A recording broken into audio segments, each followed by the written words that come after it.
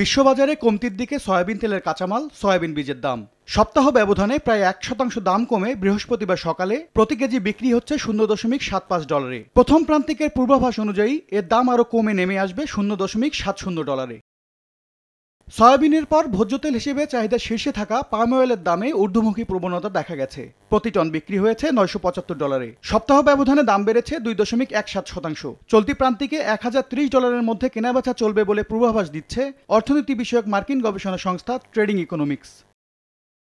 আরেক ভোজ্য তেল ক্যানোলা অয়েলের দাম কিছুটা নিম্নমুখী। সপ্তাহ ব্যবধানে 0.51% দাম কমে প্রতি মেট্রিক টন বিক্রি হচ্ছে $440.20। পূর্বাভাস বলছে প্রথম প্রান্তিকে এই তেল টন প্রতি $388 মধ্যেই কেনা বেচা হবে। নিম্নমুখী প্রবণতা দেখা গেছে সানফ্লাওয়ার তেলেও। সপ্তাহ ব্যবধানে 0.94% দাম কমে প্রতি টন বিক্রি হচ্ছে $1270। তবে প্রথম প্রান্তিকে বাড়তে পারে এই তেলের দাম। পূর্বাভাস বলছে $1283.09 মধ্যে থাকতে পারে সানফ্লাওয়ার তেলের বেচা বিক্রি। এম এস আরিফিন, সময় সংবাদ।